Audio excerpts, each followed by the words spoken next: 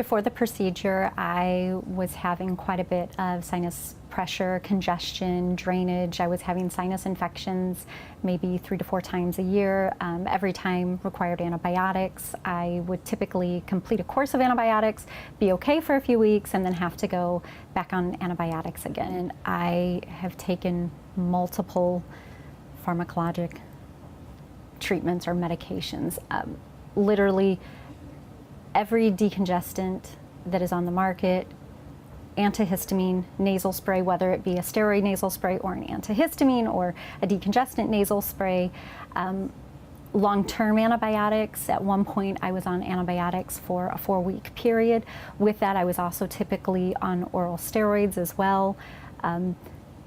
On and on as far as the antibiotics are concerned. And again, this is something that I've been dealing with most of my life, so I would come off of the antibiotics for a few weeks to only have to go right back on them again, and it seemed like there was really no end to it. The steroids have a very undesirable side effect.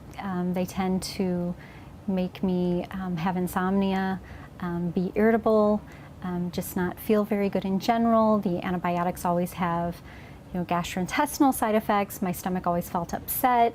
And again, it was something that was ongoing.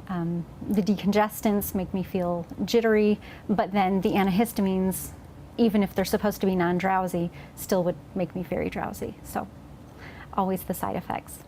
I decided to have the balloon dilation because it was actually around the end of May, beginning of June, I developed another sinus infection, and I had actually just come off of antibiotics about 3 weeks prior to that. And I just finally thought, enough.